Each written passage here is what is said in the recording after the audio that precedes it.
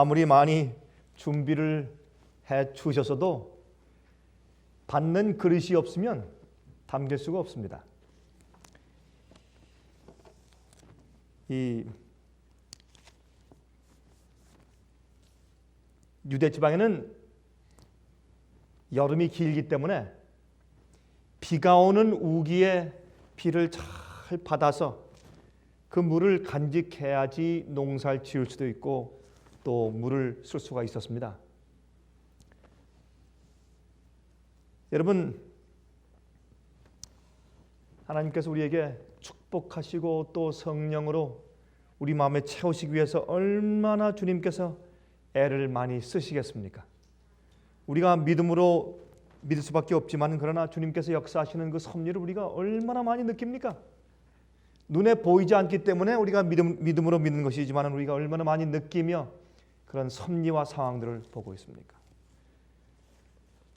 여러분 마음 가운데 지금 어떤 심정이 있으십니까?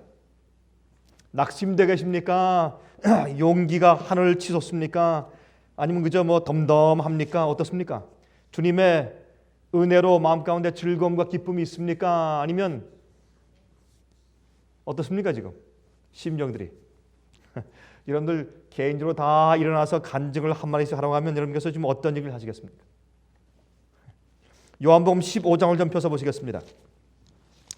우리가 아무리 신앙이 좋고 많은 것을 알고 경험이 있다고 해도 매일매일 예수 그리스도 안에 거하는 경험이 없으면 우리는 아무것도 아니고 또 우리가 아무 일도 할 수가 없는 것입니다.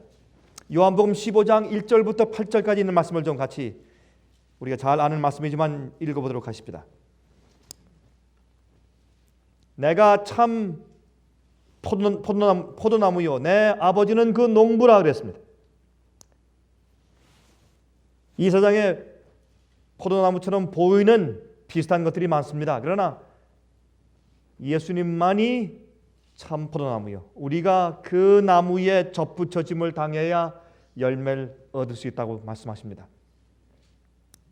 또 내 아버지는 농부라 하나님께서 열매 맺게 하신다고 이제 설명하십니다. 물은 내게 있어 과실을 맺지 아니하는 가지는 아버지께서 이를 제해 버리시고 무릇 과실을 맺는 가지는 더 과실을 맺게 하려 하여 이를 깨끗게 하시느니라.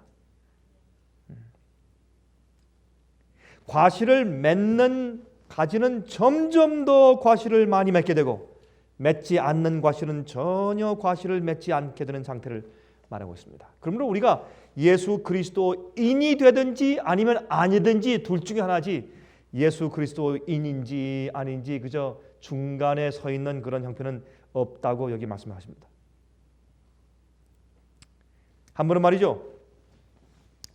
이 알렉산더 대왕이 말을 타고 이제 군대 막살 지나가고 있는데 한 그 사병이 전혀 군인이 해서는 안 되는 말을 하고 그런 행동을 하고 있는 것입니다.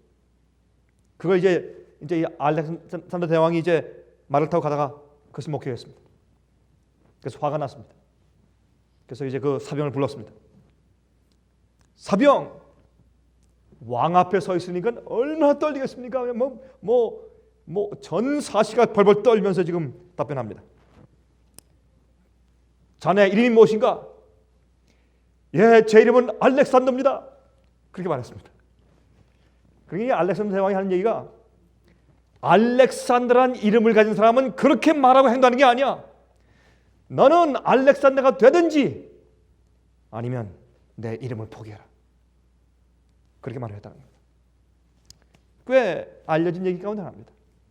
우리가 예수 그리스도를 믿는 그리스도인이면 그리스도인처럼 살고 아니면 그리스도의 이름을 빼버리고 그게 좋겠습니다. 그렇죠?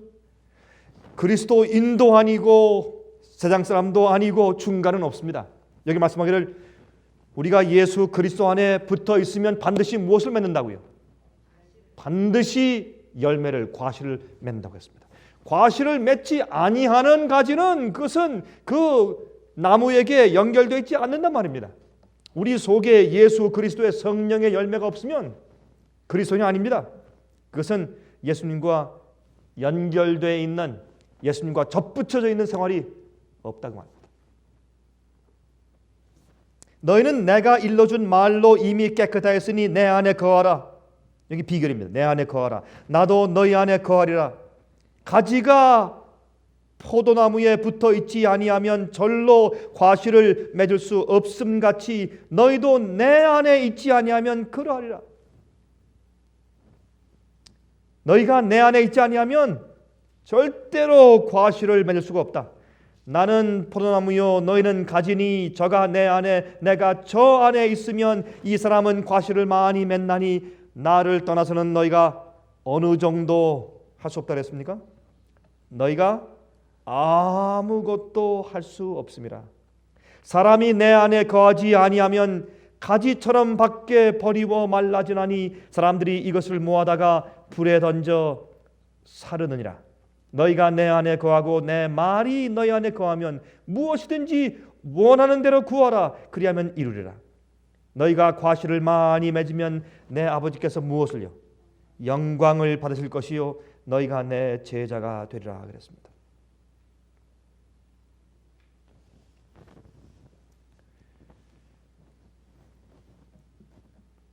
여기에 예수님께서 우리 속에 거하시는 것은 어떤 추상적인 경험이 아니고 실제적으로 예수께서 말씀하신 그 말씀이, 주님께서 우리에게 주신 그 진리의 빛의 말씀이 우리 속에 거하는 것을 예수님께서 우리 속에 거하시는 것으로 말씀하고 있습니다.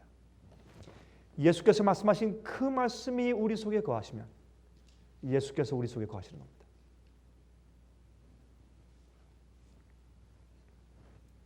여러분, 이스라엘의 절기 제도를 아시죠? 절기 제도. 유월절, 오순절, 나팔절, 대속죄일, 그리고 또 뭡니까? 장막절. 장막절. 근데 이 무교절과 요제절은 이제 유월절이 시작하면서 이제 같이 있는 절기죠. 그렇죠? 이제 무교절, 절기죠, 일주일. 그런데 이제 무교절 절기 바로 전날 이제 그 오후 3시에 예수님께서 십자가에 돌아가신 것을 이제 미리 예언해 주는 절기가 유월절이었습니다. 그 다음 날부터 무교절입니다. 누룩 없는 떡을 먹기 시작했습니다. 그다음에 이제 유월절 그 절부터 3일째 되는 아침은 요제절이었습니다. 또 이제 요제절부터 50일째 되는 날이 무슨 절이었습니까? 예? 오순절이에요. 오순절. 여러분 시시하시니까 답변도 안 하시죠? 뭐 그 정도를 가지고 물으시나? 그럼 좀 계속 물어보십시다. 그러면 이제 오순절 지난 다음에 나팔절까지는 몇 개월 기간이 있습니까?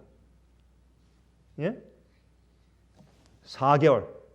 4개월 동안 긴 여름이 있습니다. 긴 여름이 있습니다. 그리고 나팔절이 있습니다. 그 다음에 대속죄일이 있습니다. 또 대속죄일 끝난 다음에 이제 티슈리 21일부터 무슨 절이 있습니까? 마지막에 예? 장막절이 있습니다. 장막절이 있습니다. 이 이스라엘의 절기 제도는 농사를 짓는 계절과 열매를 추수하는 시기에 맞추어서 제정하셨습니다. 그래서 이스라엘의 절기 제도는 농사 짓는 것에 맞추어서 만드셨어요. 그리고 열매를 추수하는 시기에 맞추어서 이 절기를 주님께서 배정하셨습니다. 왜 그렇게 하셨습니까? 여러분, 여기에 있는 이 절기는 예수님께서 우리 인간의 구속을 위해서 어떤 역사를 하시는가 하는 예수님의 미니스트리, 그 예수님의 미니스트리를 우리에게 미리 보여주고 상징하기 위해서 주신 것이 절기 제도입니다.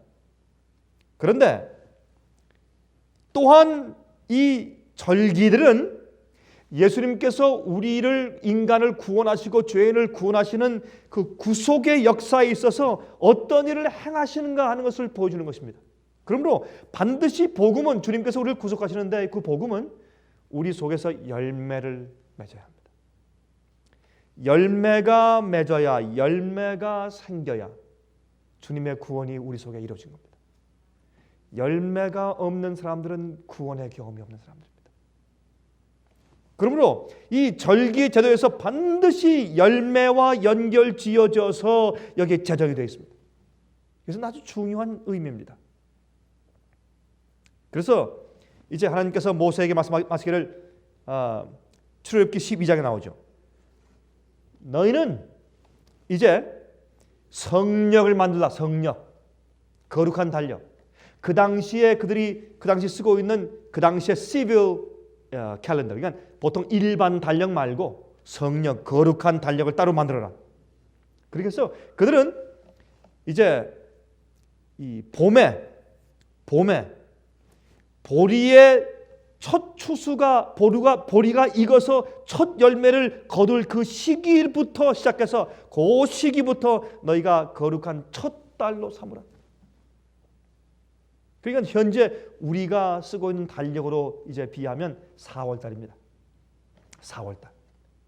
보리가 한참 익어서 이제 추수하기 바로 직전에 보리 중에서도 특별히 이제 첫 열매, 보리의 제일 첫 번째 열매를 이제 잘라 가지고 주님 앞에 드릴 수 있는 보리가 막 연글어서 열매를 맺게 될 때, 그때부터 거룩한 성령이 시작이 됩니다.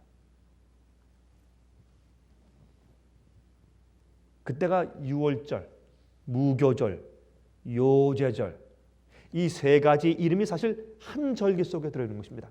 무교절에 시작하는 것이 유월절이고 또 무교절의 중간에 있는 것이 요제절입니다. 예수님께서 우리를 위해 돌아가셨으므로, 그리고 죄 없이 사신 그 생애가, 예수님의 그 열매가 우리 속에 이루어져야 합니다. 누룩 없는 떡을 먹는 때입니다. 열매 맺을 때예요. 예수님께서 첫 열매로 먼저 익은 첫 열매로 받쳐지셨습니다. 그 예수님의 첫 열매이신 예수님을 따라서 우리가 추수당해야 합니다. 열매 얘기가 이스라엘 절기 얘기입니다. 그러므로 여러분, 우리가 이 유월절, 무교절, 요제절 할 때 그냥 듣고 보내는 것이 아니라 그것은 예수님께서 열매 되신 것을 상징하고 예수님의 열매를 따라 우리도 추수되어 우리도 열매돼야 하는 것을 상징하는 것입니다. 이게 복음입니다. 복음. 이 복음이에요.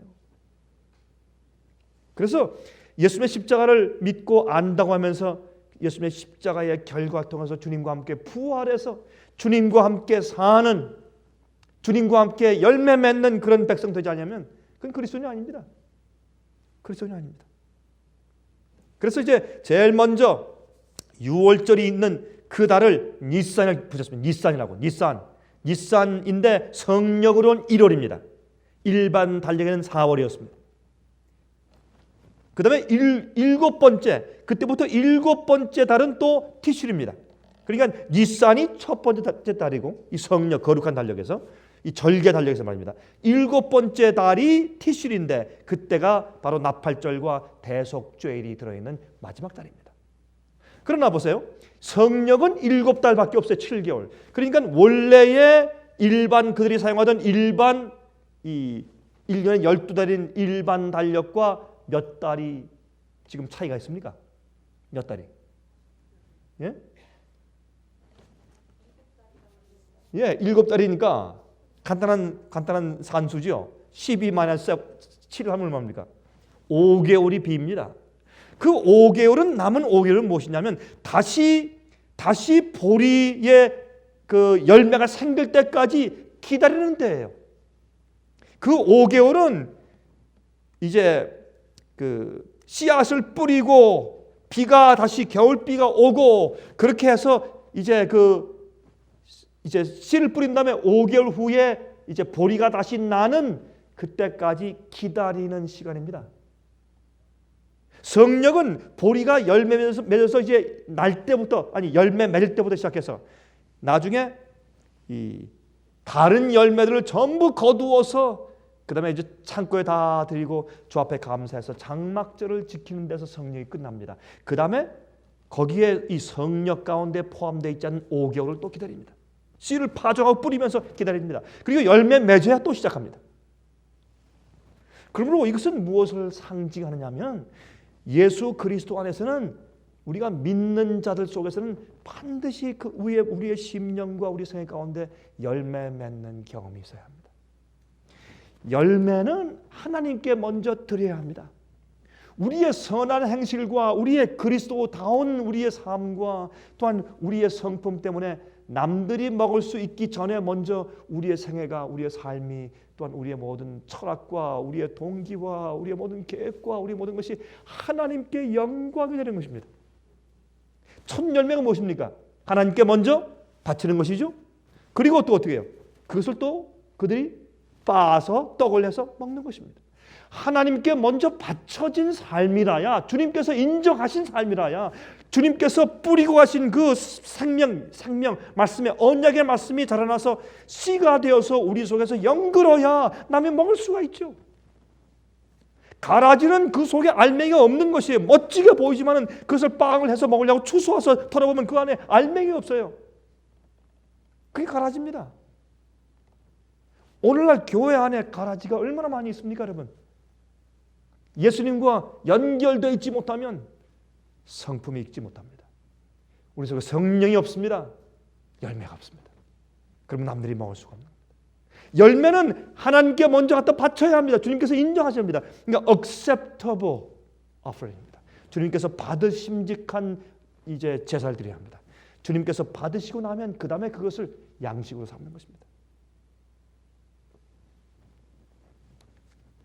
유월절과 무교절과 요제절에는 보리의 첫 열매를 드립니다. 그리고 50일 지난 다음에 밀의 첫 열매 드립니다. 보리 추수가 있은 다음에 50일 지난 다음에 또 밀의 추수가 있어요. 밀의 추수. 그래서 이제 이 무교절 지킬 때의 첫 열매는 보리의 첫 열매를 드렸지만은, 그러나 오순절에 드리는 열매는 밀의 첫 열매를 드립니다. 오순절에는 떡 2덩을 드립니다. 떡 2덩. 떡 2개가 바쳐집니다. 오순절은 성령께서 내려오시는 그런 것을 상징하기 위한 절기를 미리 주신 것입니다.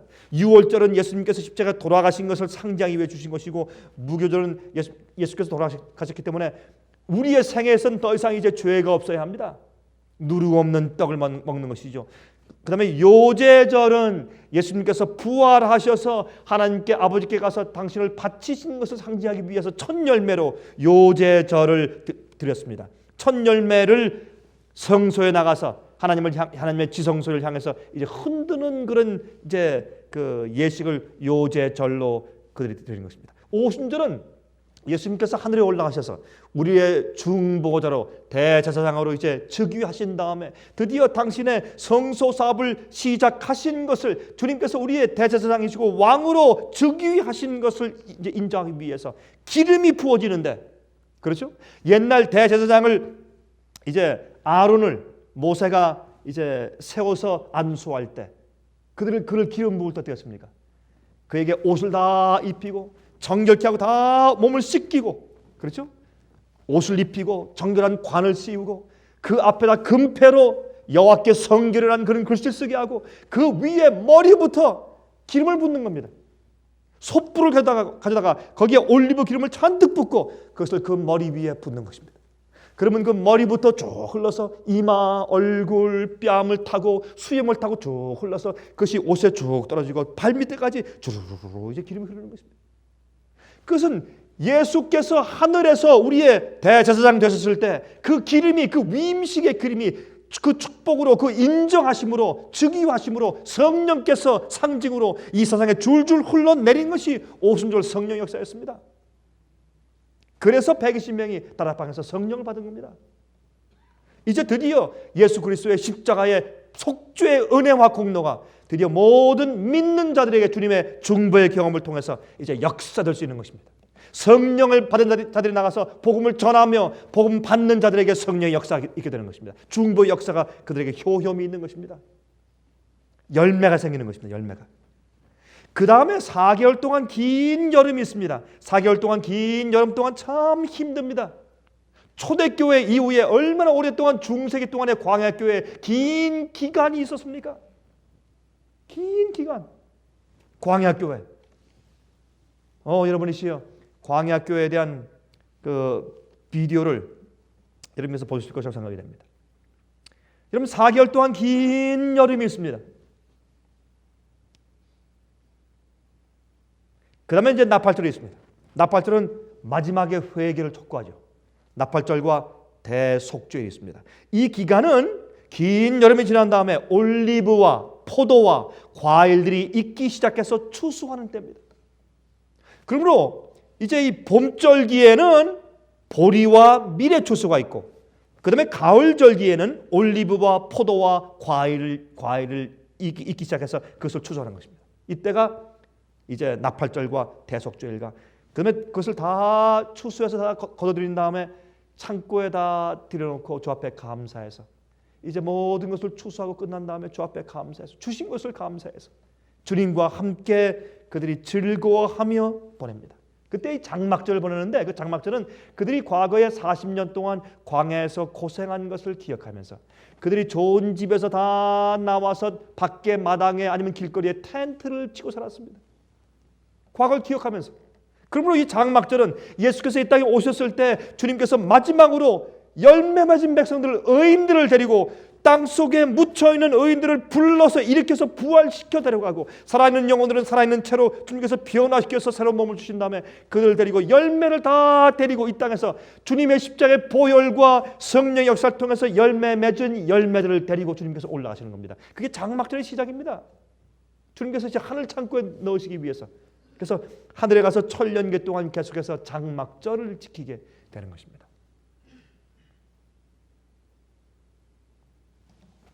복음은, 그래서 이 주의 말씀은 생명이고 씨앗입니다.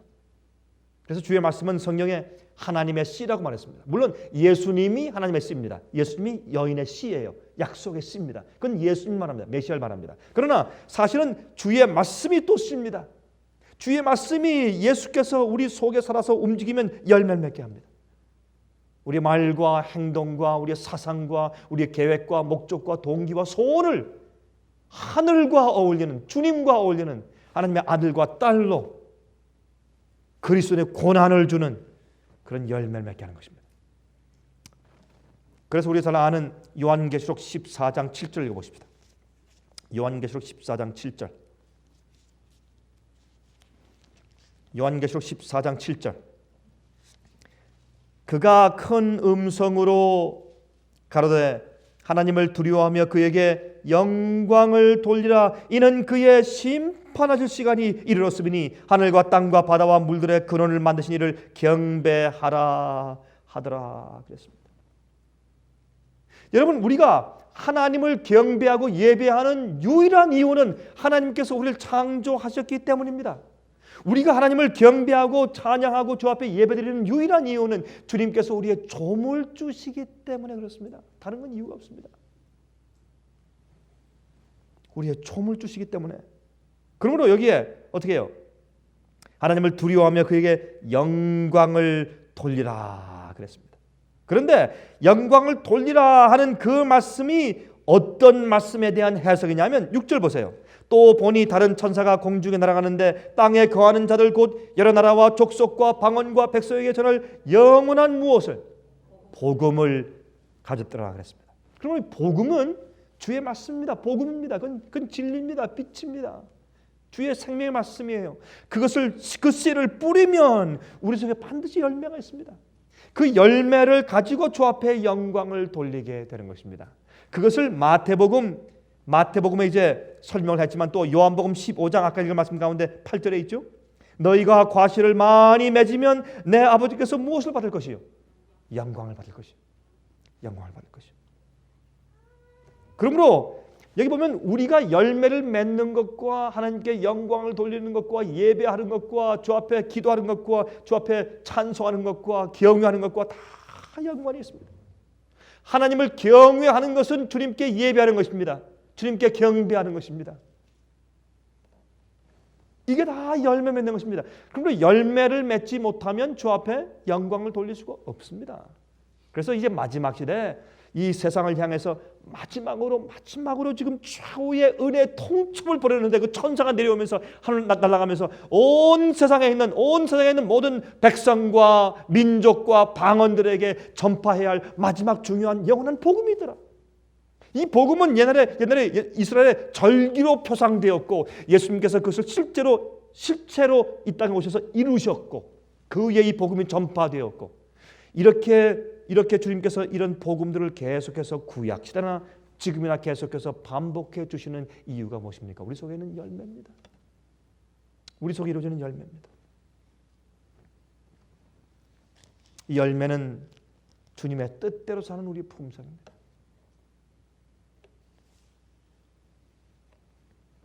너희가 내 안에 있고 내가 너희 안에 있지 않으면 과실을 맺을 수가 없다 그랬습니다.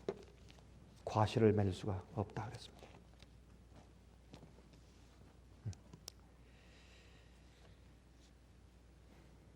세 가지 종류의 믿음이 있습니다. 믿음 가운데 세 가지 종류의 믿음이 있습니다. 성경에. 그 중에 우리를 구원할 수 있는 믿음은 한 가지밖에 없습니다. 첫 번째, 행하지 않는 믿음이 있습니다. 야고보서 2장입니다. 야고보서 2장 17절부터 20절까지. 야고보서 2장입니다. 2장 17절부터 20절까지 읽겠습니다. 이와 같이 행함이 없는 믿음은 그 자체가 죽은 것이라. 혹이 가로되 너는 믿음이 있고 나는 행함이 있으니 행함이 없는 내 믿음을 내게 보이라. 나는 행함으로 내 믿음을 내게 보이리라. 내가 하나님은 한 분이신 줄을 믿느냐? 잘 하는도다. 귀신들도 믿고 떠느니라. 아하, 허탄한 사람아, 행함이 없는 믿음이 헛것인 줄 알고자 하느냐? 우리 조상 아브라함이 그 아들 이삭을 제단에 드릴 때 행함으로 의롭다 하심을 받은 것이 아니냐? 행함으로. 그러므로 여기에 성경은 물론 믿음으로 말미암아서 구원 얻는 것이라고 말하지만 행함이 빠진 믿음은 믿음이 아니라고 말하기 때문에 그것을 강조하기 위해서 행함으로 믿음만 가지고 한 것이 아니라고 지금 여기 야고보가 말하는 것입니다. 여러분, 야고보는 옛날 이제 예루살렘에 있으면서 초대교회의 대총회 회장이었습니다. 초대교회 전체 교회 회장이었습니다. 왜? 나이가 제일 많았습니다. 그때 이 야고보가 그 당시 교회에 믿기만 하면 행위는 필요 없다. 믿기만 하면 순종의 열매는 있으면 참 좋겠지만 없어도 이미 믿음으로 구원받은 것이라고 하는 그런 자유주의가 퍼지는 것을 보고 이제 마음 가운데 염려해서 쓴 편지가 야고보서입니다.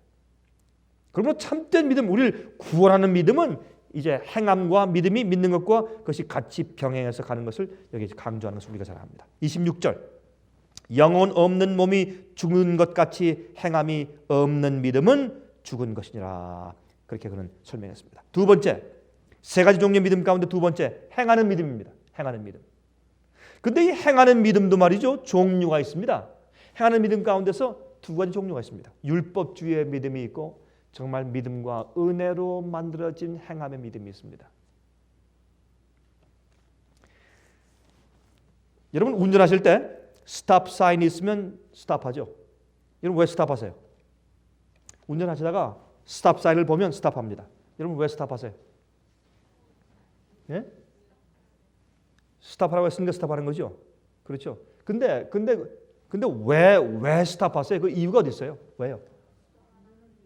예? 그렇죠. 스탑할 이제 교통 표지판을 보고서 스탑하는 이유가 두 가지가 있어요. 또 이 교통 신호를 보고서 여러분 스탑하죠. 그렇죠? 스탑하는 이유가 두 가지가 있어요.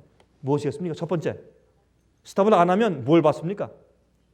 티켓 받아요. 100불 벌금이에요. 그러면 그 법을 지키는 동기가 지금 어디에 있습니까? 동기가. 법을 지키는 건 좋은 거예요. 그러나 지키는 동기가 두려움에 있어요. 딱지 받을까 봐. 그렇죠? 아마 말이죠. 저기 신호등 스탑사인에 안 서든지 신호등에 서지 않아도 절대 그것 때문에 사고 나는 일은 절대 없다. 그리고 사실은 그냥 모양만 만들어 놓은 것이지 사실은 이 티켓 안 준다.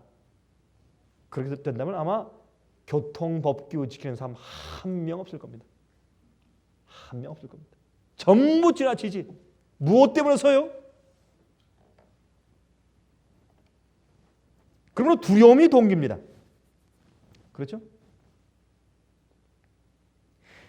행함의 공로를 쌓아가서 하나님께서 그를 구원할 수밖에 없도록 만들려고 하는 행함이 율법주의예요. 내가 행함을 너무 많이 쌓아서 너무 잘하니까 하나님께서 나를 구원하지 않을래야 않을 수 없는 입장까지 나를 예쁘게 화장해 내놓는 것이 율법주의입니다. 그 율법주의는 내 속에 있는 내 죄가 나를 멸망시킬까 봐 두려워서 순종하는 것입니다. 저 법을 지키지 않으면 멸망이기 때문에 두려움의 동기입니다. 여러분, 그러한 순종은 참된 순종이 아닙니다. 주님께서 우리에게 이제 계명을 주셨는데 그 계명은 우리가 하나님을 사랑하는 마음의 동기가 우리 속에 들어와서 채워지지 않으면 참 그 이상해요. 주의 계명을 지킬 수가 없어요.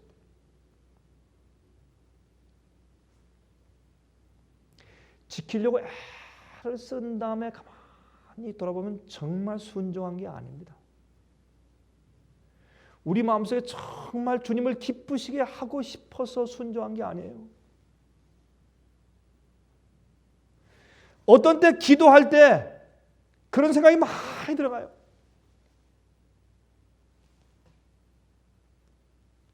하나님께서 우리 마음 가운데 성령으로 기도하는 영을 주지 않으시면 형식적인 기도만 해요. 우리가 개인적으로 마찬가지예요. 공적으로는 더하고 하늘에 올라가다 천장도 더 이상 올라가지 못할 기도가 얼마나 많은지 모릅니다. 주의 성령으로 우리 마음 가운데 가득 차서 기도가 그저 눈을 감고 주님을 명상하면 기도가 나도 모르게 그냥 하늘 향해서 뻗쳐 올라가는 진정한 기도, 성령의 열매의 기도 말이에요.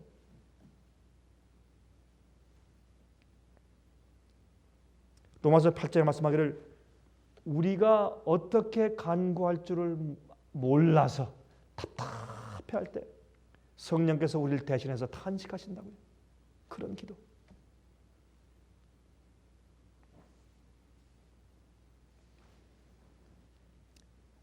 행하는 믿음이지만 두려움 가운데 하나든지 아니면 자기의 공로를 쌓으려고 하는 모든 행함은 참된 믿음으로 나오는 행함이 아닙니다. 세 번째, 참된 우리를 구원하는 믿음은, 성경의 믿음은 예수의 믿음이죠. 잠깐 보십시다. 로마서 7장 7절. 그것을 요한계시록 14장 12절에 예수의 믿음이라고 설명합니다.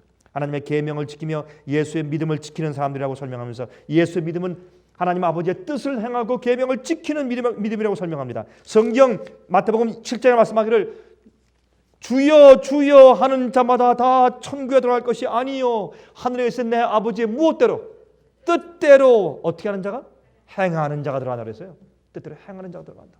근데 그 행함이 내 속에서 하나님 아버지의 심판에 대한 두려움 때문이 아니고 하늘 가고 싶은 내 마음속의 욕심 때문도 아니고 공로를 세우기 위한 나의 행함에 위주한 율법주의 정신의 행함도 아니고 그 주의 뜻을, 아버지의 뜻을 행하는 그 믿음은 내 마음속에 하나님을 기쁘시게 하고 싶은 그런 동기와 욕망이 내 마음 가운데 가득 찼기 때문에 나오는 진정한 순종을 의미하는 것입니다. 그 순종은 우리 마음속에 하나님의 사랑이 우리 마음 가운데 차 있지 않으면 생길 수가 없는 것입니다. 그게 열매입니다. 우리가 예수님 안에 들어가서 예수님의 열매를 받았는데 예수님의 나무의 양분을 받고 성령을 받고 생명의 양식을 받았는데 어떻게 우리 마음속에 있는 믿음의 동기와 우리 마음속에 있는 믿음의 행함이 예수님의 행함, 예수님의 성품처럼 순수한 것이 아니고 어떻게 이기적이며 두려움의 동기에서 할 수 있는 것이 될 수 있겠습니까? 열매는 예수 안에 우리 마음이 예수 안에 들어가 있고 예수께서 내 마음가운데 성령으로 내게 하시면 우리 속에 있는 모든 믿음의 동기는 주님의 뜻을 행하고 순종하는 동기는 순수한 것이 되어야 합니다.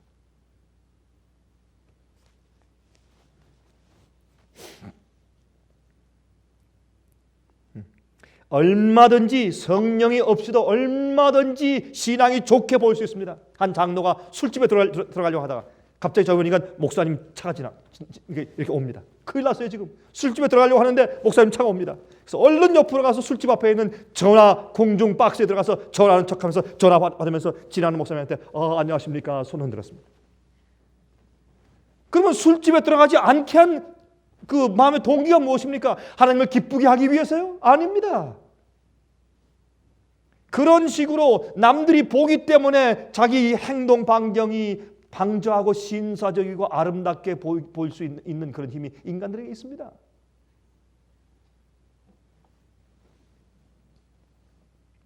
제가 한 번은 말이죠,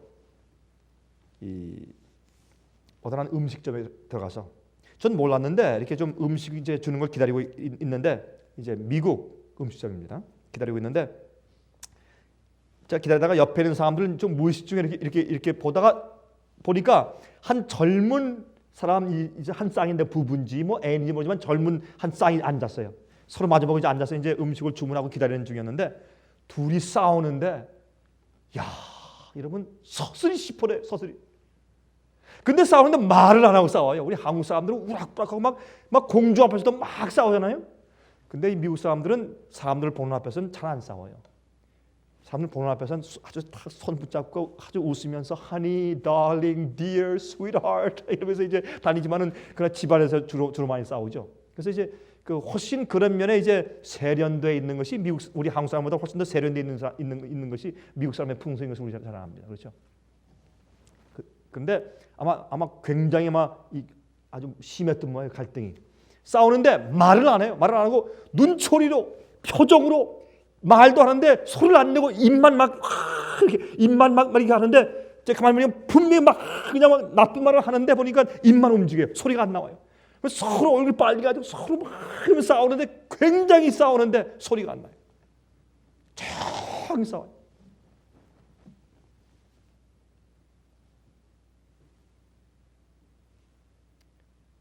여러분들이시여, 우리 오늘 저녁에 우리 솔직히 생각하십시다. 우리가 매일 성령을 초청해서 내 마음 가운데 거하시지 않으면 우리가 주의 계명을 지킬 수가 없습니다. 우리가 정말 주 앞에 영광을 돌릴 수가 없어요. 주님을 기쁘시게 할 수가 없습니다. 안 됩니다. 열매 맺는 것은 성경에 말씀하기를 내가 너희 안에 있고 너희가 내 안에 있지 않으면 너희가 절대로 과실을 맺을 수 없다 그랬습니다. 열매 맺을 수 없다. 사랑은 저절로 나오는 것입니다. 그게 성령을 받는 것입니다. 하나님 아버지의 사랑이 우리 마음 가운데 부어져야 합니다. 근데 그 부어지는데 어떻게 주의 사랑을 아냐 말입니다. 십자가를 명사하는 것과 말씀을 읽고 연구하고 그것을 명사하고 생각하는 것입니다. 하나님에 대해서 이해하고 알아야 그 사랑이 내 마음 가운데 들어오죠. 진리를 알아야 내 마음을 채우게 되죠. 하나님으로, 주의 임재로 채우는 것을, 주의 말씀으로 채우는 것을 의미합니다. 그것이 우리 속에 항상 있어야 합니다. 그게 있어야 그 다음에 우리가 남을 향해서 하는 일과 말과 남을 향해서 우리가 해주는 것들과 하나님을 위해 사는 모든 것들이 순수한 맛있는 아름다운 열매로 나오는 겁니다.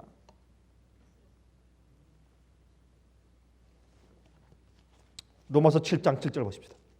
예수의 믿음을 좀 보십시다. 로마서 7장 7절. 로마서 7장 7절. 그러므로 우리가 무슨 말하리요? 율법이 죄냐? 그럴 수 없느니라. 율법으로 말미암지 않고는 내가 죄를 알지 못하였으니 곧 율법이 무엇하지 말라 했습니까? 여러분 좀 읽으세요, 안 읽으세요? 지금 로마서 7장 7절 펴셨어요? 다시 읽읍시다. 그런즉 우리가 무슨 말하리요? 율법이 죄냐? 그럴 수 없느니라. 율법으로 말미암지 않고는 내가 죄를 알지 못하였으니 곧 율법이 무엇하지 말라고요? 탐내지 말라 하지 아니하였다면 내가 탐심을 알지 못하였으리라. 자, 그러므로 여기에 율법은 무엇을 말하는 것이에요 지금? 예, 죄를 알게 하는 것인데 여기에 율법이 지금 탐내지 말라라고 말했으니까 율법은 뭘 말하는 것이에요 지금?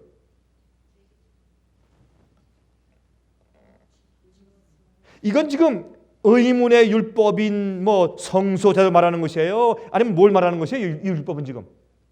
예? 제가 여러분께 지금 드리는 질문이 좀 어려운 모양이네요. 다시 한번 할게요. 제가 질문하는 방법이 어려운 모양입니다. 여러분들은 많이 아시는데, 그렇죠? 다시 읽어보십시다. 그런즉 우리가 무슨 말하리요? 율법이 죄냐? 그럴 수 없느니라. 율법으로 말미암지 않고는 내가 죄를 알지 못하였으니 곧 율법이 탐내지 말라 하지 아니하였다면 내가 탐심을 알지 못하였으리라. 이 율법은 지금 무엇을 말하는 것이에요? 그러면 십계명을 말하는 것은 십계명 아니에요? 이 율법은 십계명을 말하는 것이 율법. 그래서 법 할 때 많은 경우에 십계명을 말하는 것이에요. 물론 옛날 절기나 성소 제도 같은 의문의 율법을 포함한 그런 것을 다 포함해서 율법이라고 말할 수도 있어요. 모세 율법이니까. 그러나 여기에 있는 말씀은 특별히 보니까 이것은 십계명을 말하는 십계명 율법을 말하는 것을 우리가 알 수 있습니다. 요한일서 3장 보십시다. 요한일서 3장. 자, 제가 무엇을 말씀드리려고 하는 것인가? 계속 가서 보십시다. 요한일서 3장.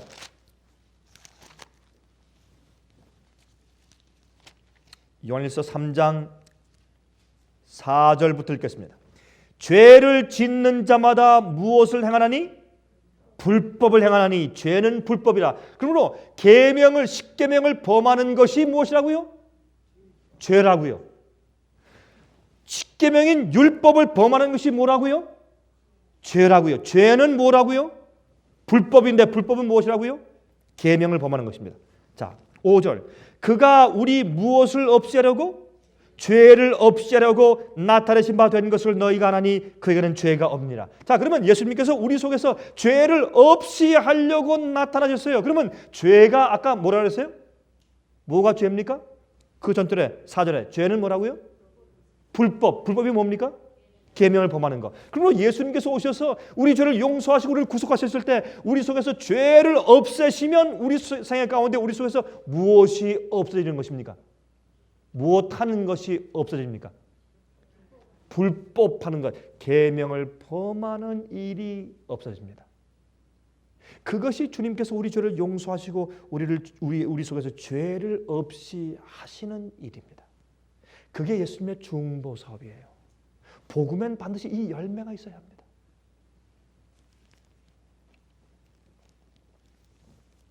6절. 그 안에 거하는 자마다, 여러분 요한복음 15장을 쓴 그 요한과 요한일서 3장을 쓴 그 요한이 똑같은 요한이니까 같은 말씀을 하고 있는 것입니다. 6절. 그 안에 거하는 자마다 무엇이 않습니까? 범죄하지 아니하나니. 범죄치 않는다. 그러면 뭘 다 지킨단 말입니까? 지금 계명을 다 지킨단 말 아닙니까? 그 안에 거하는 자마다 범죄하지 아니하나니 범죄하는 자마다 그를 보지도 못하였고 그를 알지도 못하였느니라. 자녀들아, 아무도 너희를 미혹하지 못하게 하라. 의를 행하는 자는 누구의 의로우심과 같이? 그의 의로우심과 같이. 그가 누굽니까? 예수 그리스도의 의로우심과 같이 의롭고. 왜요? 예수님께로부터 양분받아서 예수님의 나무 안에서 예수님의 열매를 얻었으니 예수님처럼 의로울 수밖에 해요. 예수님의 의로움의 양은 우리가 적지만 질은 같은 것입니다. 주님만큼 사랑스럽고 주님만큼 온유하고 주님만큼 겸손할 수는 없지만 그러나 그 질은 같은 것입니다. 같은 성품이에요. 8절. 죄를 짓는 자마다 마귀에게 속하나니 마귀는 처음부터 범죄함이라. 하나님의 아들이 나타나신 것은 무슨 일을? 마귀의 일을 멸하려 하심이라. 뭘 멸하려고요? 마귀의 일을. 마귀의 일이 무엇입니까? 우리로 하여금 주의 계명을 범하고 죄를 짓게 하게 하는 것이 마귀의 일이 아닙니까? 이것을 없이 하고 예수 그리스도의 의로우심처럼 의롭게 살게 하는 것이 열매를 얻는 것입니다. 성경적으로. 9절. 하나님께로서 난 자마다 죄를 짓지 아니하나니. 자, 이 말씀은 성경에서 빠져 있으면 좋겠죠. 그렇죠? 여러분 어떠세요? 느낌이. 요 성경은 좀 지웠으면 좋겠죠. 성경 말씀하기를 하나님께로서 난 자마다 죄를 짓지 아니하나니. 이는 그 이유는 무엇이 그의 속에 거하며? 하나님의 씨가 그의 속에 거하며. 이 하나님의 씨가 무엇입니까? 예수 그리스도 또 그의 말씀이에요. 예수께서 말씀으로 성령으로 내 속에 내재하시면 내가 죄를 짓지 않습니다. 그러므로 그 뜻은 무엇인가? 내가 죄를 짓고 계명을 범하고 내가 쓰러질 땐 어떻게 했단 말입니까? 예수의 손을 놓았단 말입니다. 주님을 어떻게 내보냈단 말입니다. 주님과 잠깐 분리되었을 때 우리가 쓰러지고 범죄하는 것입니다. 그렇지 않고 내가 예수 안에 있고 주께서 내 안에 거하시면 죄를 짓지 않습니다. 성경은 분명히 이것을 말하고 있습니다. 우리가 범죄하는 것은 우리가 자꾸 예수의 손을 놓기 때문에 그러한 것입니다. 어떠한 유혹과 어떠한 시련이 올지라도 우리가 예수 안에 있고 예수께서 내 안에 있으면 죄를 짓지 않는다고 성경은 선포합니다. 우리가 죄를 짓는 것은 예수님께로부터 자꾸 손을 놓고 우리가 분리되어 있기 때문에 죄를 짓고 계명을 범하는 것입니다. 그것 이외에 이유가 없습니다. 하나님의 씨가 주님께서 우리 속에 거하시면 절대로 우리가 범죄치 않는다 했습니다. 여기 보세요. 이는 하나님의 씨가 그의 속에 거하며 저도 범죄치 않는 것인 그랬어요? 뭐라 했어요 이게? 저도 범죄치 못하는 것은 하나님께서 났습니다.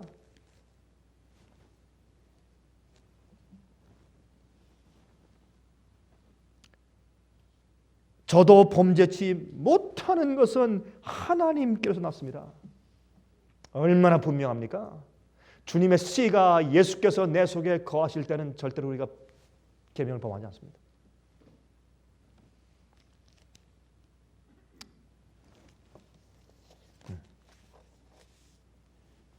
여러분 성경은 이렇게 표현하지 않습니다. 너희는 가서 죄를 이제부터 덜 지으라 그랬습니까? 그런 말씀이 있어요? 없어요? 성경에? 그런 말씀이 없어요. 죄를 이제부터 조금씩 좀 내리자. 이제 새는 한 50% 내리고 그 다음에 또 한 70% 내리고 점점 계속 줄이자. 덜 짓자. 이렇게 말씀 안 했어요. 가서 다시는 죄를 범치 말라. 왜요? 죄와 예수님은 같이 존재할 수가 없기 때문에 죄가 들어오면 예수님이 나가시고 예수께서 들어오시면 죄가 나가기 때문에 예수께서 내 마음 가운데 온전히 거하시면 온전한 열매를 드리는 것입니다. 죄를 짓지 말라 그랬어요. 말라 그랬어요. 여러분 이 얘기는 옛날 요한 웨슬레 때에도 힘있게 전파되었어요. 이미 종교개혁 당시에. 오늘날 기독교회가 뒤로 많이 물러가서 그런 말씀을 설교하지 않고 믿지 않기 때문에 문제지. 이번에 가서 한 부인이 한 집사님이 우리 집회 왔는데 한국에서 그분이 저한테 말했어요. 목사님 전 원래부터 장로교였는데 전 오래전부터 있을 때부터 전 그 말씀을 그렇게 믿었습니다. 성경 말씀 그대로 믿어야죠. 우리가 예수 안에 있으면 죄를 범치 않고 이길 수 있고 죄를 안 질 수 있습니다. 죄를 안 져야죠. 그런 말을 해요. 그 부인이 집사님이. 오늘날 교회는 이러한 참된 정말 예수 안에 거하고 예수께서 우리 속에 거하셔서 참 열매 맺는 참된 복음의 결과의 복음이 다 잊혀진 세상 가운데 살고 있는 것입니다. 쉽게 믿고 믿어라. 구원 받았다. 염려하지 마라. 한 번 받은 구원 절대로 안 놓친다. 그렇게 사람들이 살고 있는 것입니다. 그러나 성경 말하기를 골로새 1장 27절에 말씀하기를 너희 안에 계신 그리스도가 영광의 소망이라 했어요. 우리가 할 수 있는 일은 예수께서 우리 속에 거하시기 때문에 그것이 영광의 소망이요. 그것 때문에 우리가 하나님께 영광을 돌릴 수 있는 것이고 그 이유 때문에 내 속에 그리스도의 열매가 있는 겁니다. 그것 때문에.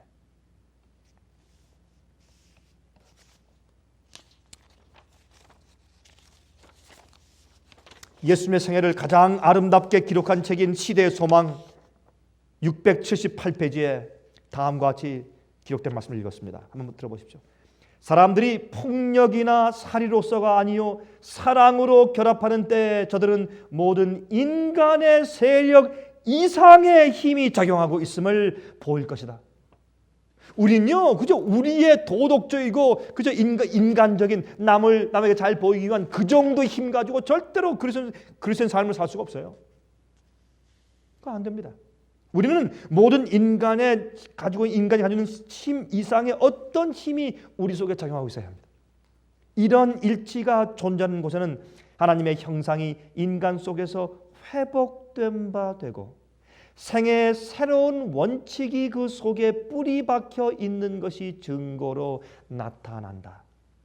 이것은 초자연적인 악의 작용을 물리치는 거룩한 성질의 능력이 있는 것과 하나님의 은혜가 사람의 타고난 마음에 자리 잡고 있는 이기심을 정복한다는 사실을 보여주는 것이다. 우리 속에 있는 이기적인 죄의 속성을, 죄의 본성을 이기고 승리하고 또한 주님의 거룩한 능력의 원칙이 내 속에 있다고 하는 주님의 거룩한 성질의 능력이 내 속에 있다는 것이 드러날 것입니다. 그것이 열매입니다. 그것이 복음이고 그것이 성령이고 그것이 내 속에 내재하시는 예수 그리스도고 그것이 우리의 유일한 영광의 소망입니다.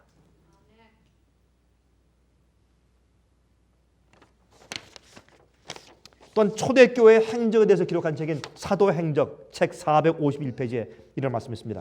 사도는 신앙이란 의식이나 예식, 신조나 교리로 구성되는 것이 아니라는 사실을 나타내었다. 만약 그렇다면 자연인은 우리 보통 사람들이 그가 세상 사물을 이해하는 것처럼 연구에 의해서 신앙을 깨달을 수 있었을 것이다. 우리의 인간적인 지식과 연구를 통해서 신앙을 이해할 수 있을 것이다. 만약 그런 것이라면, 그러나 바울은 말하기를, 바울은 신앙이란 실제적인 구원의 능력이요 전부 하나님께로 말미암은 원칙이며 하나님의 새롭게 하시는 능력이 영혼에게 임하는 것을 각인히 체험하는 것이라고 가르쳤다. 바울이 말한 복음은 뭐라고요? 주님의 초자연적인 능력이 내 속의 이기심과 죄된 본성을 쳐서 이기고 하나님의 뜻을 이룰 수 있는 그 사랑을 심어주는 하나님의 초자연적인 능력, 새롭게 하시는 능력이 내 속에 임하는 것을 체험하는 것이 실제적으로 매일, 그게 뭐라고요? 그게 신앙이라고. 신앙은 어떤 성경의 가르침을 이해하는 것이 아니라 주님의 복음의 능력, 하늘의 초자연적인 능력이 성령으로 내 속에 들어와서 내 속을 채워서 나로 하여금 어떤 사람으로 만들게 하는 그런 능력이 내 마음속에서 경험되는 것, 그것이 신앙이라고. 그게 열매 맺는 것입니다. 주님의 사랑이 우리 속에 있는 이기심과 인간적 성정과 동기를 대체할 때만 가능합니다. 예수께서 이 땅에 오셔서 우리 마음속에 있는 그 모든 것들을 그런 것들이 더 이상 죄의 유혹을 받지 않을 수 있는 그런 새로운 몸을 주실 때까지 우린 전쟁해야 합니다. 항상 죄의 유혹을 느낄 것입니다. 그러나 그것을 이기고 정복하고 즐겁고 기쁜 마음으로 온 마음을 다해서 하나님을 사랑하는 마음으로 주님의 계명 지키고 주님의 뜻대로 하고 주께서 가라는 길 가고 십자가 메고 자기를 매일 부인하고 매일 주님 따라가고 그것이 즐겁고 그렇게 하는 것이 보람 있고 힘들어도 주님만 바라보고 이러한 거룩한 열정이 우리 속에 있는 것인데 그것은 우리의 힘과 우리의 노력과 우리의 수고로 그런 것이 생길 수 없다 그 말입니다. 우리가 가지고 있는 그리스도인의 열매는 하나님께로부터 생긴 열매입니다. 성령의 열매입니다. 여러분 오늘 저녁에 여러분과 제 마음 가운데 그러한 열매가 있게 되기를 간절히 사모하는 그 성령의 사모함이 여러분과 제 마음 가운데 가득하기를 간절히 바랍니다.